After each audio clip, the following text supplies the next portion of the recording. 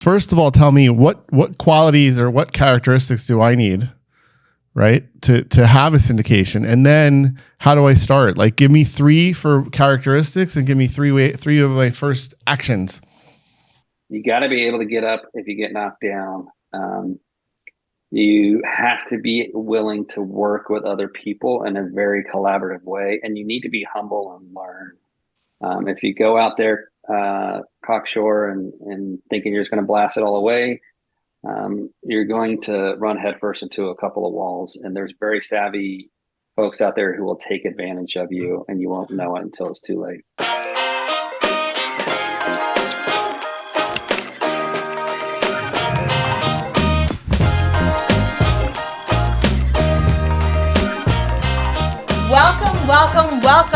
Welcome to the Real Estate Mix, the video podcast that keeps you in the mix of everything real estate. I'm Noelle Freisen. And I'm Eric Anderson, and we're so excited to see you all back today. And hey, we're so excited to welcome this amazing guest, which we're going to talk about syndication today and how to invest through syndication. This is one of my favorite topics. And I know it's one of Omar's favorite topics. And I want to learn all about it because I am so excited about this. Sam, you might have a new investor. A new syndicator. Yeah. So wonderful. We're here. First, let me back up. We have our power panel, and today we have Omar Sharif. He is our investor flipper guru. He is a residential guru. He is a newly minted developer. Doesn't that sound good? The developer sounds great. Vice president. And the vice president of Alexander Anderson Capital Group.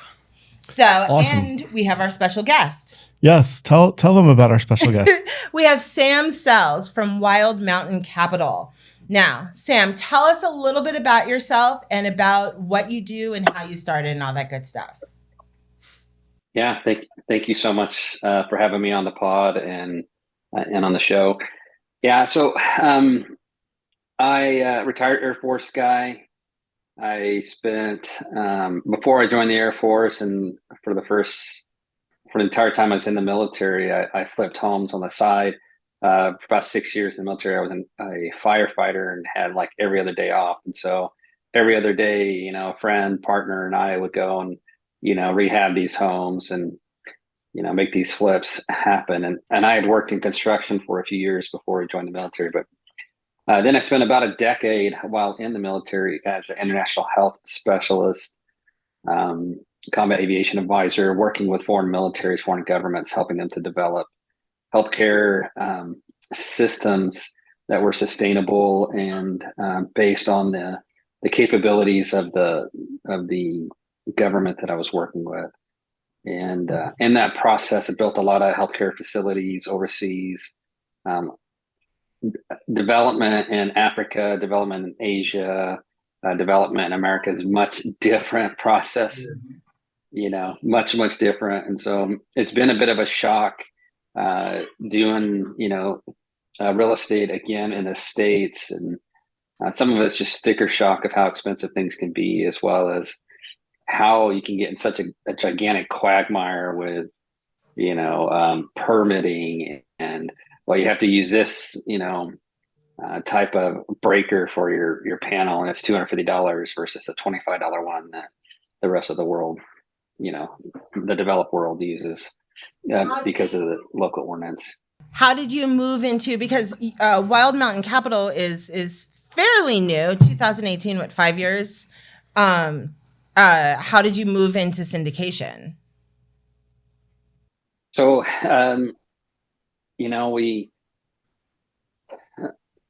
we're looking at retirement and what we wanted to do. And my dad didn't have a retirement saved up. So we put together our pennies and we bought a really small mobile home park that turned out well for us. So we bought another mobile home park through a thing called a master lease, which I learned about on YouTube. I've since used that to really great effect. And then we bought that. When we first started together, we had about $80,000 or $100,000 combined in savings. But somehow we leveraged that plus refinancing a car and a credit card loan, and bought these 2 mobile home parks, and within about 6 months, collectively we were making about $12,000 a month in free income, and off the 2 mobile home parks. First, we had only. let me say, Sam, thank you for your service. We appreciate you watching out for us, while the rest of us are not, or at least I'm not. So thank you for that. My fiance was in the Air Force. My dad was in the Air Force, captain. Awesome. But in any event, so mobile home parks have always been something that I've really been excited about. I know a lot of movie stars traditionally have mobile home parks. Were you afraid to get into that? I mean, did YouTube really help you understand the process of the master lease, and what? Because in your syndications today, from the research I've done on you, you're doing more buildings. So when did you switch from mobile home parks into buildings, and what did your first mobile home park cost? Yeah, first one cost $275. We ended up putting down $70,000. The second one was $495. The lease agreement, we put down $100,000, but $40,000 went to construction rehab. The other $60,000 went to as a down payment. So, 10, 12% down payment at, in pre-negotiated lease agreement. It worked out fantastic. It was the distress. First one was just a small little 3-unit in Alaska. The second one was a 42 lot park in Oklahoma. And we started with mobile home parks for 2 reasons. One, they were, trying to fathom buying an apartment building and coming up with $500,000 when we had beans in our pockets, and we'd never done anything with more than one, unit on it, or a duplex, at the most. And so there's that fear of getting into the big stuff. And now I know big stuff is easier in a lot of ways, and far more manageable. But yeah, I don't know that I answered all your questions there, but that's kind of how we got started. And then we moved to syndication because we ran out of money, and we're like, oh, this works. So what was your first? We weren't scared of it. What was your first syndication? So then we, after we did 2, we syndicated a mobile home park, and then we bought 6 more mobile home parks through joint ventures, until we came up with 10 mobile home parks, nine mobile home parks, and a storage development, ground up storage development in the first year or so of doing it. So we got a little crazy. There's something special about Wild Mountain Capital, that you specifically go into depressed areas. And as you put it, you turn, buildings that have been poorly managed into some place that someone is proud to call their home, right?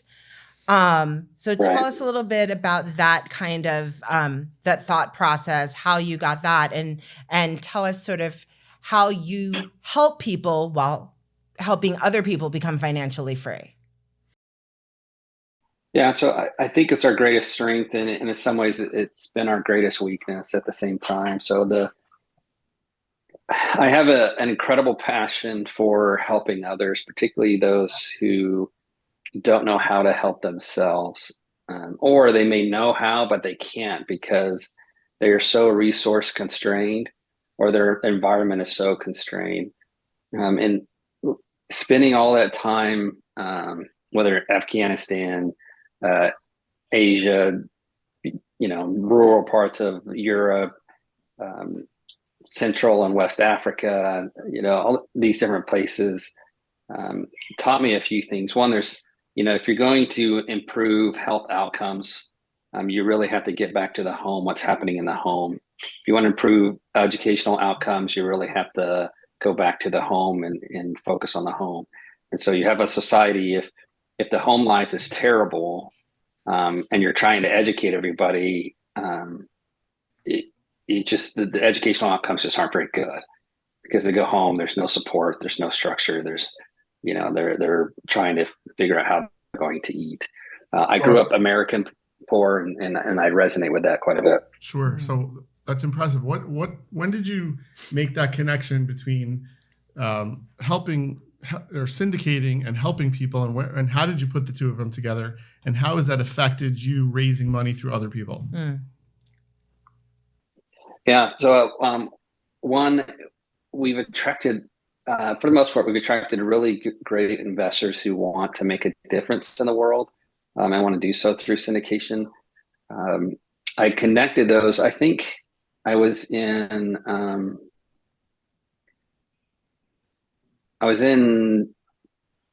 N'Djamena, Chad, and we were out in the town while working with some folks, and like all this experience kind of that I've had for so many years just kind of came forward, and I was just looking at their homes and looking how they lived and thinking for the 500,000th time, like, I wish I could help here more than I am. All we are is a little drop in this massive ocean, trying to create as big of a wave as we possibly can. But, how can I make a difference? And I can't keep doing this in a major way unless I figure out a way to tie a profit motive to the process. And so real estate was a way for us to find a way that people who are motivated by profits can go and help other people. And then that profit becomes the creator of sustainability. So do you limit who you take in based on the size of their heart, or based on the size of their wallet, or how do you decide who you want to partner up with? Yeah, so that's been a big learning curve for us. I mean, we've taken on investors who are like, yeah, I want to help people, but I want you to give me a minute by minute update, and I'm going to disapprove of all of your decisions because, although I've never done it, never been a part of it, don't want to be a part of it. Whatever you say is wrong. And so investors like that, you're going to be better off just keeping your money in a bank. And let somebody else manage your money. A lot of folks who have a really big heart don't have necessarily a big wallet. And I will tell you, raising capital when you're saying, hey, look, this is a really distressed deal and the pictures are ugly, please put money in it. It's a very hard sell, right? Yeah. And then when you're buying let's say, apartment complex that's 52 units, it's in a distressed area, and there's only 6 people living in it and the buildings are condemned, it's a heavy lift, and there's going to be a lot of things that go wrong. And if folks don't have the appetite to take the ride, and they're not willing to say, okay, we tried really hard, it's not working out, we're going to have to make some readjustments or et cetera, then they're probably not the right people. They're better off investing in the beautiful looking, condo offering that's in Miami, Florida, and all the pictures are gorgeous, and everyone else is throwing their money in there, and the operators, the owners, I mean, they can almost not screw that deal up because they're paying top dollar for the best property management firms and et cetera, et cetera. You can't get the best property management firms to manage a dump. You're going to change it all over, and when you're done, they will, but not in the interim. That 52 unit deal with 6 apartments, I know Omar and I would be super excited to have something like that. Mm-hmm. And wouldn't you make more money once you're through with a project like that than you would investing in something in Miami? Isn't that why people are flocking to you? Yeah, that's it. You would make more money. You definitely make more money in these heavy value add. It's just, you got to understand that it's a difficult ride for the operator, and there's going to be mistakes made in that process. Now, we have gotten so much better at it, but particularly early on, COVID messed up all of our CapEx budgets, right? When you're, stuff that you were buying doubles, triples in prices, and your contractors, we had a general contractor die of COVID, and that messed up a property, right? So it's just he took his deposits with him. he took all of his tools with him too. It's rude. No, Yeah, it was sad. It was such a sad day. Yeah, no, I don't mean to laugh, but I just want to educate our viewers, right? What exactly, and I know you told our class this, what but is a syndication? right, yeah. Omar, What that's is Omar's a department. Omar? Sure, What's a syndication? So good point. Good question. So Sam, we have syndications that we do as well. Yeah. And can you just walk us through a process that you've gone through? So from finding the deal, how do you find deals? Because it seems as though you find deals out of state. And what is it? Let's go for the person who was like, "Ooh, syndication. I've heard of that, but what is it?" What is it, Omar? So syndication, I mean, I'm assuming you raise money from investors to purchase a deal. You syndicate funds and you purchase a deal. Using those funds and you give those investors a profit margin based on how the investment performs. So wait, Omar. Mm-hmm. Does that mean that is that an easy way for someone who doesn't want to actually go out and find the flips and do the flips or find the added value and do the added value? Does that mean that's a good way for them to get into investments by being in a syndication? Because that's what I'm hearing. Yeah. So it's an alternative to investing in the stock market or other passive investments. So someone like me who doesn't want to get my hands dirty, right, would give to the syndication based on the return that you get, not so much that you like real estate, but based on the return. You feeling comfortable with real estate as an investment and the return that it gives you. Got it. I got it. Yeah. So Sam, can you walk us through from beginning to end? Let's go through a deal where you're able to source a deal. You have on your website, I saw you have a team. One of them is responsible for acquisitions. What are they doing to find the deal, getting it approved, and then you send it out to investors to raise funds? And I also saw affordable housing mentioned on your website. So are you working with any state or government grants, or are these just in general areas that you're improving the properties? Yeah, so let's start with basic question one, the process, and then two, affordable housing and who you work with. And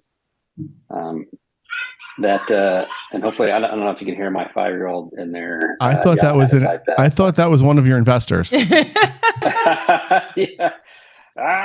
Where's my mic? Don't worry, we have kids too. Well, not Omar yet. Sure. So we over the past 4+ years, we've developed a really strong network of sources, and I think there's this ideology around the off-market deal is always better, and we found deals off market. They're like, this is a terrible deal. Told them to take it on market and see what happened. And sure enough, they put it on the market and the market was not kind. So the deal got better. Right. So it just, at the end of the day, it's really about the underwriting process, the filter and other stuff. And so I have a dedicated underwriter who supports the acquisition team. Our acquisition director, he's long-term debt equity broker, used to be an underwriter for Fannie Mae, Freddie Mac. He understands the debt and equity world. He's underwritten, I don't know, thousands of deals. And it was good to hand that off to him because particularly in the beginning, when you get started, you're so excited. You got all these lofty ambitions. And, I heard a guy the other day saying, oh yeah, I did a 40% expense margin and this deal and that. And I'm like, dude, this is a 1960s asset. There's no way in the world it's going to operate with only 40% expenses. It just doesn't. And so now experience tells me that these assumptions that folks make are completely wrong. And so we've modified assumptions significantly, and our underwriting has gotten much, much better. We also capitalize projects completely. I won't say completely differently, but much more heavily now than we used to. Just because at the end of the day, if you don't have cash, it doesn't matter how good of an operator or owner you are, you can't complete the objective, right? So what would be a qualifier for someone to invest with you? Yeah, so we do both 506B and 506C deals. The first and foremost is just to reach out and to talk to us if this aligns with your. What's a 506C and a 506B, D, E, F, G, B? Yeah. So let's back up a little bit. So syndications is pulling together money and then basically handing over the rights to make decisions on that money to a manager. You want to do that for two reasons. One, you don't have all the time in the world to sit out there, and it takes a ton of time, particularly for those who are fully engaged as an operator should be. If they're not fully engaged, don't work with them. If they're just a capital raiser, great, understand, but then get to know who the operator is. The operator being the person who's not just the property manager, but overseeing the entire process, beginning to end.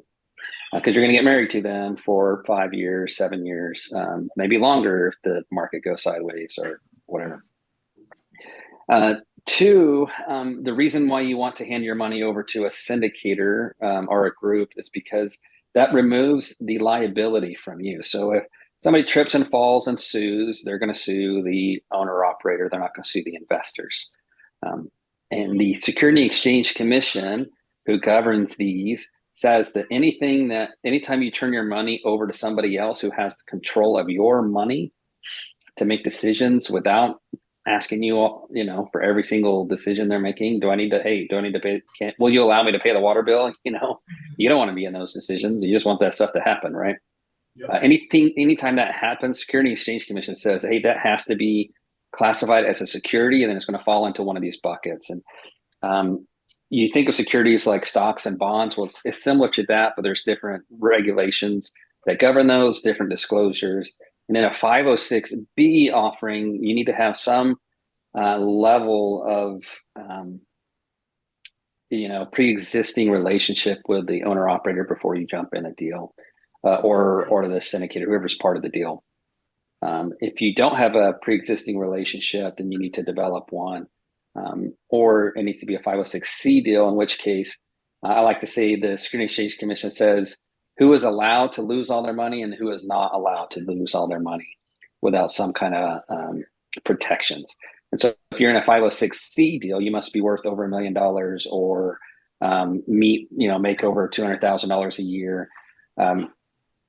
All of that, these certain level of requirements, if you meet those requirements, then you can invest in these deals. I will say that if your syndicator or your group that you're investing money with says, hey, this is a sure thing, you're not going to lose any money, that may be true, but they're giving you false hope. Any real estate deal can lose 100% of its value. It can happen. It doesn't happen a lot, but it can happen. Right. Anything you invest with. So have you had any deals where you lost? Where I've lost personally? Yeah, absolutely. I've done enough of these to lose money. Anyone who says they haven't either has not been doing deals for very long, or they're probably lying to you. So the way that I have lost money is we get through due diligence and we find something like $1 million worth of underground pipes that need to get replaced, and the seller won't renegotiate the price. And so we have to walk away and we lose earnest money. So that's how I've lost money on deals before. We've underestimated cost. And so I've lost money in the sense that I've sold some of my equity in the deal to raise additional money so we didn't squeeze investors down. Okay. I didn't have to do that way. We could have done a capital call, but I'd rather, hey, this is on me. I should have foreseen COVID and better capitalize. You can't foresee COVID, but yeah. So Sam, you mentioned so you have the acquisitions and underwriting in your office. They find a deal, it gets approval from your underwriter, then comes the funding. So I'm assuming you have a network of people who have invested in you, or do you have an active campaign to attract new investors? Well, you can go on his website and click the button. Sure. So how do you advertise the website and your presence to investors so that they could invest into your approved deals? Yeah. So for the first couple of years, I did zero advertising. Our website wasn't very good. It was all just word of mouth. We're probably 50% or 60% repeat investors, which I think is pretty good, but it also means that we're not, every deal we're not advertising enough, or we're not sharing it enough. I think, we've started putting ourselves more out there and being more open about it. I'm very open in person, but I'm not one to get on a stage and start dancing around and shaking my tail feather to attract attention. I've never been a peacock. Want to shake your tail feather? No, you could do that. Neither have I, Sam. No, that's what Noel will do. So Well, you said I they have started to have a pre-existing relationship with you. If you don't make over 200,000 a year, be worth more than $1 billion. So is that why when we go on your website, you have to have a pre-phone call? Does that constitute a pre-existing relationship after that phone call? It begins the process. There's folks who say, "Oh, it has to be a 30-day cool-off period." There's nothing legal about that. There's other kind of myths that have gotten into the syndication world about what that means or doesn't mean. I think ultimately the SEC wants to protect investors, and it should. It needs to protect everyday Americans from those out there who are charlatans or are going to steal that money or are going to use it to buy their new Porsche or whatever. And I think, the intent is to protect. And so as an owner operator, as someone who's bringing money in, I need to have that same intent. And so I advise folks, if this is your entire life savings, do not invest it like this. I don't want to get a call because something terrible happened and now everyone's going to lose their money and you're going to tell me you just lost your life savings and you're going to be in the poorhouse. I don't want that call. Right, your kid's college fund or something, right?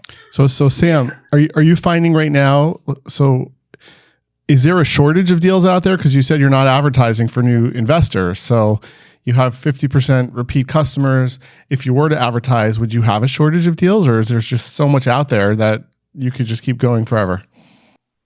It's like an infinite number of deals. There's always deals. People are always willing to sell. There's always distressed assets. We see them all the time. We are focused. We are really focused right now on getting the deals that we have into a great position to last, because these are heavy value add deals. It takes time to get them where they need to be. And so we really need to, some of them are already there. They've gone through it all. They're doing fantastic. Others are on the struggle bus a little bit. We got to finish up the business plans, and COVID really slowed us down. Really, it's the post-COVID, when everybody came back to work and started charging double, all that stuff's really just slowed us down. So what Sam, what's a typical time frame from, let's say, when you acquire the property to are you returning the investor's money with a refinance? Is the money staying in forever? Like what's your strategy and how long does it take? And then also typically what are the returns that you're giving out? Yeah, when do I start putting money in my pocket? Great question. So it depends on the deal. We used to do deals that took about 2 years to get money. It was almost like a straight development project. We've moved to doing ones that cash flow a lot sooner, just because it's, cash flow pays bills. I don't care if you're worth $100 million. If you don't have any money, you can't even buy a cheeseburger. So we've focused more on cash flow now than we have in the past. And we focus more on speed to cash flow. Okay. Our construction crews that we own and operate are incredibly good and incredibly fast.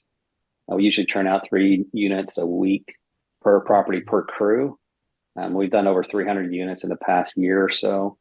So we're churning it out in units. And usually it's an occupancy play for us. So we fill a bunch of units and now we're cash flowing. We just created $30,000 a month in, 2 or 3 months. That stuff is real and that can happen. And it does happen. I would say typically you're probably just say for our deals, you're probably going to wait a year before you're going to get money. Hopefully less. Our last deal took about 8 months. And before it started generating cash. And then we're looking at a 2-year refinance where we are able to return 50 to 60% of your money. Wow. This is super cool. That's tax-free money, right? Because it's a refinance. Sure. It's your money coming back to you. You still own the same amount of money, or you still own the same amount of equity in the deal. But now you have, let's say you put 100 grand in, you get 50 grand back in 2 years. Now you're getting cash flow each month. Now the property is moving on, or cash flow each quarter, depending on the project. And now you still have $100,000 worth of value in the project, but you got 50K in your hands. So you're going to go invest that in another deal. Yeah. So give us what's a percentage return typically? We're usually looking for double digits on the cash return. Sometimes it's 8 or 9%. Fortunately, rents going up makes cash flow much better. Sure. And then we're usually targeting a 20% IRR or a 5-year hold. We've had some that hit 26, 27%. Those are generally mobile home parks. How is inflation affecting all of this for you and your investors? If we exited now, the projected exit prices will be much lower. If we underwrote it, let's say in 2021, and everyone was, living fancy free. However, rents have jumped considerably, way beyond where we expected. I mean, we were looking at 4% rent growth, 3 to 4% is usually where we're at. And then rent growth is hitting 20%, 30%, annualized in some places in the country has blown those numbers away. So, for example, on a deal that we closed on in February, 180 units in Dallas, Fort Worth, we're in year 2 of the pro forma right now. We've had the property for 10 months. That's amazing. Omar had asked you about the affordable housing aspect of it, and I don't think we got to that, but I think that's really interesting. Yeah. So Sam, is it affordable housing areas, or are you specifically on affordable housing with government grants, state grants, etc.? Yeah. So we're primarily in workforce housing, naturally affordable. We don't have any LIHTC, low-income housing tax credit properties. We don't have any HAP, so housing assistance program or contracts that are governing how we can use the apartment units for one reason. One, that's where there's a lot of money in that, a lot of money as a lot of big institutional investors that go after that because it's like a guaranteed check. It's going to be a lower rate of return, but it's a guaranteed check. What we are doing is we work with tons of state and local housing programs. And so we do vouchers, Section 8 vouchers. We work with charities. We work with, folks like Women in Crisis. We work with just about anybody you can possibly think of. I've not met anyone else who does like we do. I haven't met any other property management companies that do like we do. We will actively seek out local charities who can help our residents, because we know if our residents can get back on their feet and successfully make rent, then they've got a great chance at a recovery, a financial recovery, and stability, and education, and all these other things. If you're just kicking people out and you're like, hey, you didn't pay your rent, you're out, and you're not providing any extra benefit to them, you're really harming them. And we can do better. I just think we can do better. Now, sometimes you have to evict people. We do evict folks. If they won't accept help, they don't want to work with anybody, and they're not going to pay rent, I'm sorry, you're not ready for this responsibility in your life. It's like giving your teenager keys to your car and say, good luck. I know you don't have a driver's license, and I've never taught you anything. Best of luck. It's not good, right? And so when people abide by the rules and governance that we in place in these properties to make sure it's clean and it's safe and it stays that way, and they pay rent, then properties they just do so much better. Lease renewals are really high. Stability comes, the life stability comes for their schools, their kids' schools, and there's a lot of big words here like democratizing or decentralizing poverty. Schools are judged on how transient their kids are. So if their population is more transient, then their school ratings are lower, and so you get these schools they could have the best teachers in the world, but they're getting hosed on their ratings because their kids are living in crappy situations and moving all the time. So really what you're buying, it's just a property that could be at full market. You're just choosing to direct those properties into opportunities for people that are struggling to have a leg up. So purely philanthropic, but a very unique way of soliciting investors. So I love that idea. Before we Yeah, go, go ahead. yeah, go ahead. I'm sorry. No, go ahead. Yeah, I will say this is within a capitalistic paradigm. So it is for profit. That's how we gain sustainability, and that's how we keep investors happy. But Right. So Sam, would you say that you help tenants get the assistance that they otherwise wouldn't be aware of, but they're still making rent at market value through Section 8, government housing, whatever the source might be? yes. Okay. So if someone has a rent voucher, let's say the apartment's worth $2,000, and they have a rent voucher, and that's all they can afford is what this rent voucher is, and it's $1,800.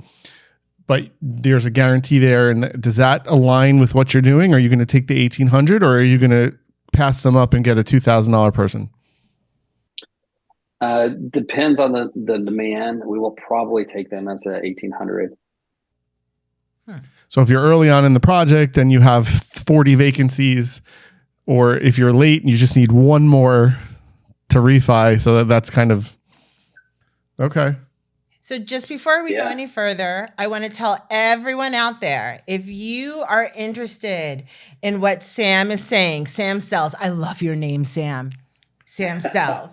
If you're interested in what Sam is saying and you want to hear more like this, press the subscribe button, guys. Go to Google Podcasts, Apple Podcasts, Spotify, YouTube. Subscribe. And just know that you can always reach out to info@recareercenter.com to find out more about people like Sam or Sam and ask us questions. So Sam, my big question to you, and you guys are going to want to stick around for this question. My big question to you is, what's the minimum amount of money I can give you to be in on this? What's the minimum buy-in? Yeah, so we depends on the deal, but we typically will take as little as $20,000 to $25,000, as long as there's a pre-existing relationship and we feel that we can meet the full intent of the Security Exchange Commission's desire and mandate to protect investors. Then we will take a low amount. That's huge, because we get questions all the time from people who are like, I have 20,000, I have 50,000. How can I get into doing real estate investment? And, we are all here in Northern New Jersey, which is one of the most expensive places to live. So it's usually like, partner with someone. Yep. But this is exactly the kind of thing that they're looking for. So what would be, so let's say I just got my real estate license and I have some money, and I want to start a syndication. So tell me, first of all, what qualities or what characteristics do I need, right, to have a syndication? And then how do I start? Like, give me 3 for characteristics and give me 3 of my first actions. Right. So characteristics is, you got to be able to get up if you get knocked down. You have to be willing to work with other people in a very collaborative way, and you need to be humble and learn. If you go out there cocksure and thinking you're just going to blast it all away, you're going to run headfirst into a couple of walls. And there's very savvy folks out there who will take advantage of you, and you won't know it until it's too late. I started a course for this reason. I've seen a lot of people take other people's courses and just get jacked up. And so I started a teaching course. I have a 12-week where we go through the basics, and I outline, the 5 or 6 different main tracks you can take in the commercial real estate to become incredibly successful. What you want to accomplish in your life really will drive what track you want to go on. And I've never seen anyone else ever talk or teach it. And so I love helping people, and they had this huge moment. I think I know what I want to do. And then once you know what you want to do, you can get on the right trajectory, and you know what to study and learn and everything else. I also do one individual coaching. I don't take a lot of students, but look, I've made some doozies in this process of thinking I was DIY, I'm going to do it all myself, and I made some big mistakes. I lost a lot of money. And I can help people save, not to help people avoid going through those painful experiences, and just get to making money and being successful and helping people. But yeah, that's what you need. That's where you need to start. Find the right coach, find the right mentor. And then I have a list of books. Reach out to me. I'm happy to share a list of books that I would recommend as a good way. Okay. So resilience, humble, find a coach, and keep at it. So you mentioned some doozies. What was your biggest doozy? And was your biggest doozy because you were not experienced, or was your biggest doozy because you took a risk and it didn't work out? Biggest doozy was taking a risk that I never would have taken had I understood. And so we bought a property from a very savvy investor, and now I'm in a fraud case against him. Nobody's accused me of fraud. I have filed a fraud case against them in court, and they were very savvy. They took advantage of our naivety, and we did due diligence, and against our gut feeling, we decided to do the deal with this guy. Fortunately, there's no investors in that deal, but it was very unfortunate, and I could have, should have. I brought it to a mentor of mine afterwards and said, "Hey, look at this deal." I didn't tell him like what I thought or anything else, and he looked at it like, "Sam, this is terrible. Don't do it." I'm like, well, the problem is I already have. What did you miss? How did you miss it? Was it just the excitement? Was it an area that you weren't in yet and you wanted to try? Too much money in your pocket? Development. It was an area we had done ground up construction before overseas, but I hadn't done it here. I'd done it in storage, and it worked out fantastic. Had not done it with apartment complex, and we paid way too much. The plan wasn't viable. All the work that he said was done was not in fact done. And so, there was a lot of statements and other things representations that they made. And then, anyhow, I could go on that for a long time, but at the end of the day, go ahead. Would that keep you from doing another ground up development in residential? No, I would do it again, but I would do it like you're supposed to do it and spend, a year or two getting everything sorted out before you spend the money to start building. You know what I mean? Understood. How do you do any kind? Because where are you based first? Where, like, not that I'm going to come to your house, but where are you based? We're just in between San Antonio and Austin, Texas, in New Braunfels. Okay, so you're in Texas, but I see that you have projects in Oklahoma, Missouri, Arkansas, Tennessee, Alabama, Alaska. How do you do any kind of quality control, and how do you manage? A lot of people ask about, should I be doing this somewhere else where it's cheaper? You know what I mean? Or where you can find these type of deals. How do you manage that? Yeah, if you want to do something out of state, you need a really good partner. At the end of the day, somebody's got to be on the ground. And so there's ways to mitigate that risk.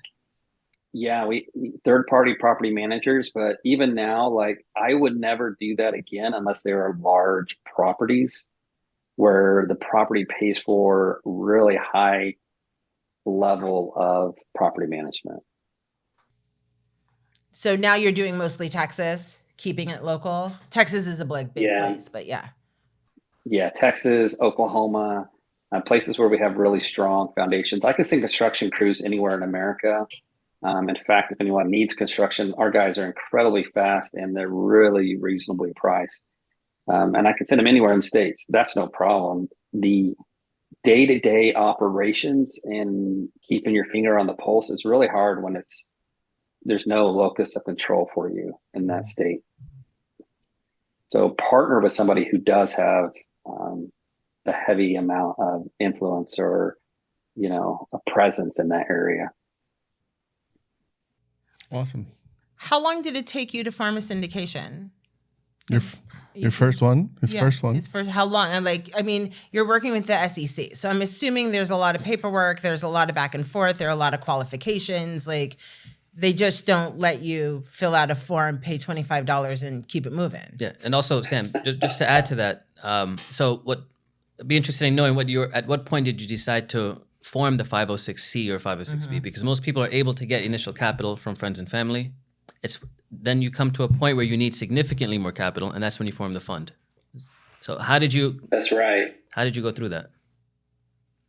Yeah. So I spent 6 months or 7 months of study and work before we even started.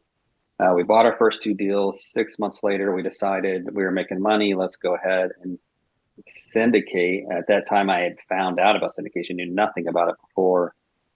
Did all the study, all the prep work, found an attorney who could help us with that paperwork. And it was a trial by fire. I don't recommend anyone do it that way because we certainly made mistakes in that first one. Fortunately, everything turned out okay, but it could have gone really sideways. You can, for $25, you can go download, syndication documents online and then be your own attorney and then set it all up yourself. I would just, if you, We don't recommend that. good luck. I would not recommend that. 100% not recommend that. And if you don't have an attorney involved in there, you are opening yourselves up to some significant issues. And if you do things wrong, I mean, you literally can go to jail. Wow. We don't want anyone going to jail. No. Guys, get a lawyer. I don't want to go to jail. Tip, what's Get a what lawyer. what would you budget for an attorney to accomplish that? 10 grand, 20 grand? 50 grand. Yeah, we generally $10,000 to $15,000 per syndication, 20 maybe total if you're doing everything. You can get really very experienced attorneys. They're more $20,000, $25,000. The kind of guys who do 40 or 50 syndications a year. That's in I mean, there's Texas. some, Here in New Jersey, Texas, New it's going to Jersey, be same. like 3 times as much. yeah, I mean, they're going to charge you $1,000 an hour, and every 10 minutes they're going to charge you an hour, so it's going to be expensive. Do you put more than one property into a syndication, or do you leave everything? Is it one per property? One per property. I have one deal where we have 2 properties under one syndication. You can do that. You just need to set it up just a little bit more, a little bit differently.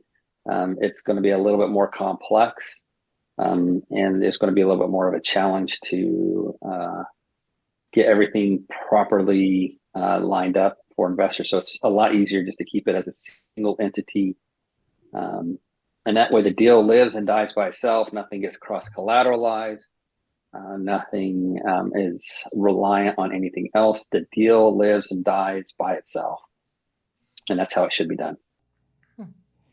What is your number? Like what dollar amount would you say is a minimum for someone to actually go out and try to do a syndication? Like, would you do that with a $200,000 mobile home park, or is the minimum like $500,000? Like, where do you see is the number? You can do it on a $200,000 mobile home park. Our first one was $300,000. It's tough to get enough juice out of that to pay. Let's say you charge $5,000 for an acquisition fee. You're going to spend more than that just getting yourself and any of your staff or whoever you're paying salaries to get through the closing line. So at the end of the day, a 1% fee or 3% fee or 5% fee looks a whole lot different on a large complex than it does on a small one. You make more money as a syndicator, really by going down, larger routes, working with other people, and you avoid a lot of headaches, a lot of mistakes. And I did not understand that. I thought I had to start small. You can start small. That's how I did it. The first 10 deals were all under $1 million. I don't recommend that. It's a lot of churn and you don't make much money. And at the end of the day, you have to make money or you cannot be successful. That's true. That's Omar's motto. It is. It is, especially when you have investors, right, Sam? Your investors want their profits. So yeah, investors want their profits, right? And if you undercapitalize, I don't care if you're Grant Cardone, and if you don't have any money to invest in the deal, you cannot finish. You cannot make it a success. And I like what you said earlier. Cash flow was number one for you. It seems it's all about the cash flow. I think in life, it's all about the cash flow. Yeah. It's all about the cash flow, right? Who cares what you're worth if you can live, under your means and you got extra cash, you're happy, right? Yeah. Awesome. So how do we find you? What's your website, Sam, for Sam Sells, so we can get this out to some of our friends who may be interested in joining you in Texas? Yeah, so wildmountaincapital.com. You can go to that website. You can learn about us. I am not really good at marketing, so just get in there, reach out, and you can schedule a call with me or with Monica, and we're happy to talk about what we do. I do have coaching courses that are linked in there now called Syndication Launch to help folks launch their careers and put them on a trajectory that they want to achieve. Do you want high time freedom and make lots of money, or do you want to own $1 billion in assets, or do you want to work with big $1 billion institutions that write you $50 million checks? There's different avenues to go on, and there's different paths to get there. And we go through like all of that with folks. So you can check me out at wildmountaincapital.com. You can also go to, what's that? I want the $50 million check. Without working. Hey, Without working. Awesome. Well, thank you for joining us today. It was really exciting, and I think that we're going to have a lot of people trying to start a syndication. We have a couple of our own, and we love it. And I look forward to personally talking to you more, and going to come out and visit you in Texas. I love that. Let's go to Texas. I've Road always trip. wanted to go to Texas. Road trip. I don't know about a road trip. I'm in. Road trip to Texas. I'd rather fly. It's a super cold 65 degrees today here. So I don't know. Oh, yeah, it's 20 something here. Thanks so much, Sam. We appreciate Thank having you, you guys. on. And Remember, everybody, if you visualize it, you can own it. We'll see you next time. Stay with us, Sam. stay with us, Sam. Awesome. Bye, guys. Thanks all.